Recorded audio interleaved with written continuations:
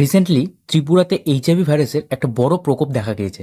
সেখানে 800 জন ছাত্রছাত্রী এবং 47 জনের মৃত্যু হয়েছে। তোমরা ভাবতেই পারছো যে এইচআইভি এমন একটা ভাইরাস যে বিভিন্ন রকম কিছু হয়ে যেতে পারে, এইডস হয়ে যেতে পারে, তাও আবার ছাত্রছাত্রীদের।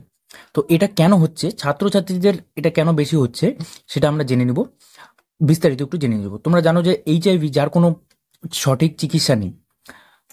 তো এটা একটা অত্যন্ত চিন্তাজনক বিষয়। কেন ত্রিপুরা এটা বেশি ছড়িয়ে পড়ছে? দেখো, বিভিন্ন নিউজ আর্টিকেলও এটা শেয়ার করা হয়েছে। ত্রিপুরা এইচআইভি পজিটিভ ফিগার,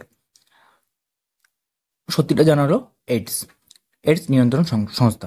ঠিক আছে, নেক্সট।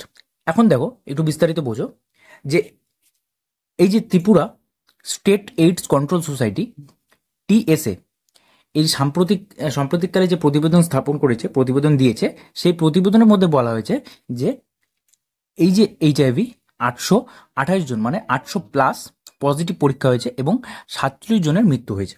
ঠিক আছে, এই যে এটা এটা কেন ছাত্র ছাত্র বা ছাত্র মানে স্টুডেন্টসদের মধ্যে এটা কেন ছড়িয়ে পড়ছে, এটা একটা খুব চিন্তাজনক বিষয়। এর মধ্যে দেখো, 572 জন এখনো জীবিত রয়েছে, 47 জন ভয়ঙ্কর সংক্রমণে তাদের প্রাণ হারিয়েছে। এখন তোমরা জানো যে এইচআইভি বিভিন্ন কারণে ছড়িয়ে পড়তে পারে, বিভিন্ন রকম কারণে, যেমন অনিয়ন্ত্রিত যৌন সম্বন্ধ, তারপর হলো বিভিন্ন ইঞ্জেকশন ইঞ্জেকশন ধরো, একজনের ইঞ্জেকশন আর সেটা আরেকজন যদি ইউজ করে, সেই মাধ্যমে ছড়িয়ে পড়তে পারে। তো সেটা ছড়িয়ে পড়ার কারণটা কি এখানে হচ্ছে? এটা হলো বিভিন্ন ইঞ্জেকশনের কারণে ড্রাগস ব্যবহার করা, ইঞ্জেকশনের মাধ্যমে ড্রাগস ব্যবহার করা। এটা কি, যে ড্রাগস ব্যবহারটা কি, তোমরা হয়তো মুভিতে দেখেছো যে বিভিন্ন রকম ইঞ্জেকশনের মাধ্যমে একটা ড্রাগস, কিছু কিছু ড্রাগস নেওয়া হয় নাক দিয়ে বা মুখ দিয়ে, সে আবার কিছু কিছু ড্রাগস ডিরেক্ট ইঞ্জেকশনের মাধ্যমে নেওয়া হয়। তো এই ইঞ্জেকশনের মাধ্যমে যেগুলো নেওয়া হয় সেগুলো খুব একটু এফেক্টিভ হয়। ঠিক আছে, যেগুলো খুব একটা বেশি, তোমার কি বলবো, বেশি এফেক্ট করে। তো তার জন্য একজনের নিডল, একজনের ইঞ্জেকশন আরেকজন ইউজ করেছে, তার জন্য এটা বেশি ছড়িয়ে পড়ছে। আর তোমরা জানো বিভিন্ন স্কুল কলেজ, এই স্কুল কলেজের মধ্যে বাইরের বাইরে বাইরে বেশি ড্রাগস ঘোরাফেরা করে। তো এই যে ড্রাগসগুলো স্কুল কলেজে কলেজে বেশি ঘোরাফেরা করার জন্য এটা স্টুডেন্টদের মধ্যেই বেশি ছড়িয়ে পড়েছে। দেখো, 220টি স্কুল এবং 24টি কলেজ ও বিশ্ববিদ্যালয় জুড়ে এটা ছড়িয়ে পড়েছে। 5 থেকে 7টি মামলা প্রতিবেদন করা হয়েছে, এফআইআরও করা হয়েছে। ঠিক আছে, এর জন্য। এখন এই যে তোমরা জানো, এই ড্রাগসগুলো কিন্তু খুব একটা বেশি দামি হয়, খুব বেশি কস্টলি হয়। তার জন্য সহজে গরিব ফ্যামিলির পরিবার মধ্যবর্তী ফ্যামিলি যেগুলো আছে সেগুলো কিন্তু সহজে অ্যাফোর্ড করতে পারবে না। তার জন্য এইগুলো ধনী পরিবারের যারা স্টুডেন্টস আছে সেগুলো কিন্তু, তারা কিন্তু বেশি নিচ্ছে, তারা বেশি কিনছে এবং তারাই কিন্তু বেশি এই এইচআইভিতে এফেক্ট হচ্ছে। ঠিক আছে, তারপর দেখো, এখন এই যে ত্রিপুরা সরকার কিছু একটা বলেছে, যে ত্রিপুরা সরকার বলেছে আমরা যে এই যে তোমাদের দেখালাম যে TSACS, মানে Tripura state AIDS control society, এটা তৈরি হয়েছিল 1999। গভর্নমেন্ট বলেছে যে এটা 1999 স্থাপন হয়েছিল। তখন থেকে একটা ডাটা দেওয়া হয়েছে, 5,000+ মতন একটা ডাটা দেওয়া হয়েছে। ঠিক আছে, তো তখন থেকে এই ডাটাটা সরকার বলেছে, এটা তখনকার ডাটা, 25 বছরের বেশি সময় ধরে এটা আমরা লক্ষ্য করছি। ঠিক আছে, এখন এটা নতুন কিছু নয়, এটা কে বলছে? সরকার বলছে, মানে ত্রিপুরা সরকার।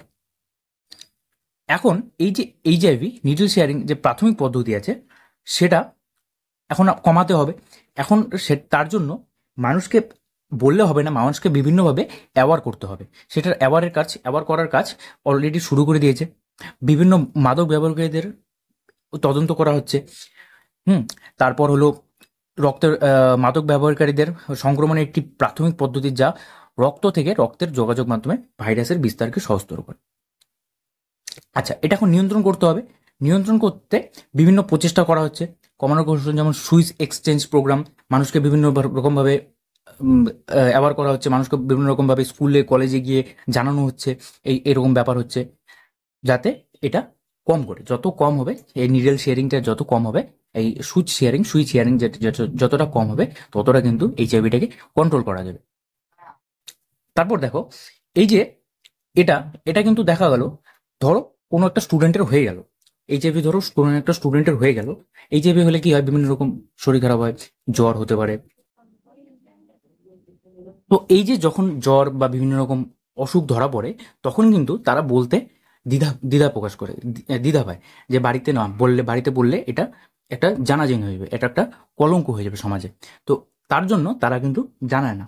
তার জন্য এই যে মাদক দ্রব্য ব্যবহারটা, এটা কিন্তু তাহলে ছড়িয়ে যাবে। তার জন্য স্টুডেন্টরা বেশি এটা কিন্তু বাড়িতে জানাচ্ছে না। তার জন্য কিন্তু এটা আরো বেশি ছড়িয়ে পড়ছে, যাতে আরো বেশি স্টুডেন্ট মারা যাওয়ার সম্ভাবনা বেড়ে যাচ্ছে। নেক্সট দেখো, এখন এই যে বিভিন্ন থেরাপি দেওয়া হচ্ছে, এখন তার মধ্যে একটা থেরাপি হলো অ্যান্টি রেট্রোভাইরাল থেরাপি, মানে এআরটি থেরাপি। তো এই এআরটি থেরাপিটা কি? এই আরটি থেরাপি কিন্তু একদম সম্পূর্ণভাবে সুস্থ করবে না, একদম সম্পূর্ণভাবে কিওর করবে না, মানে একদম যে ওষুধ খেলাম বা থেরাপিটা নিলাম, থেরাপিটা নিলেই একদম ডিরেক্ট কমে যাবে, এরকম কিন্তু নয়। তো এই অ্যান্টি রেট্রোভাইরাল থেরাপিটা কি? এআরটি থেরাপিটা হলো ধীরে ধীরে দিয়ে, ধীরে ধীরে যে ভাইরাসের সংক্রমণটা আছে, ভাইরাস সংক্রমণ করে, ভাইরাস ধীরে ধীরে বৃদ্ধি পায়। তো সেই যে সংক্রমণটাকে ধীরে ধীরে কমানো, তার জন্য হলো এই অ্যান্টি রেট্রোভাইরাল থেরাপিটা দেওয়া হচ্ছে, যাতে কমিয়ে আনা যায়, ভাইরাল সংক্রমণটাকে কমিয়ে আনা যায়। ঠিক আছে, ভাইরাল সক্রিয়করণকে বাধা দেওয়ার মাধ্যমে এআরটি রক্তে এইচআইভি নিম্ন স্তরে রাখতে সাহায্য করে। ঠিক আছে, যেটা বললাম আমি, এবং প্রতিরোধ ক্ষমতা সংরক্ষণ করে, এইডসের অগ্রগতিকে রোধ করে। তোমরা জানো এইডসও হয়ে যেতে পারে, তার জন্য এই এইডসের অগ্রগতিকে রোধ করবে। ঠিক আছে, যেটা বললাম যে এই এই যে থেরাপি এইচআইভি নিরাময় করে না, কিন্তু কার্যকর একটি নিয়ন্ত্রণ করে, কিন্তু কার্যকরভাবে একটি নিয়ন্ত্রণ করে। ঠিক আছে, দীর্ঘতর ও স্বাস্থ্যকর জীবনযাপন, যাতে কোনো রকম জ্বর, সর্দি, কাশি এসব না হয়ে যাতে দীর্ঘতম জীবনযাপন করতে পারে।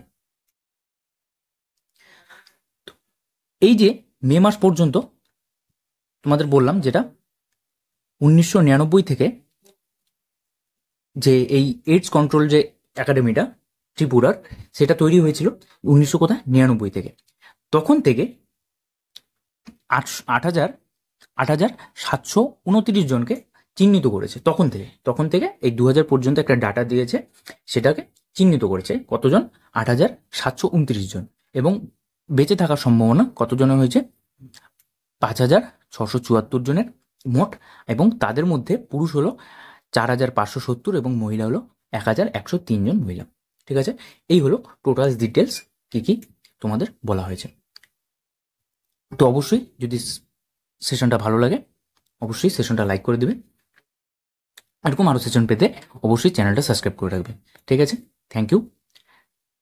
আর তোমাদের রিসেন্ট কিছু সিএম, কিছু চিফ মিনিস্টার, রিসেন্ট কিছু রাজ্যের চিফ মিনিস্টার, নতুন চিফ মিনিস্টার রয়েছেন, সেগুলো আমি একটা ভিডিওতে আলোচনা করেছি, সেটা এখান থেকে দেখে নিব অবশ্যই। ঠিক আছে, থ্যাংক ইউ। আজকে এটুকুই, নেক্সট আরেকটা সেশন নিয়ে চলে আসবো। Thank you.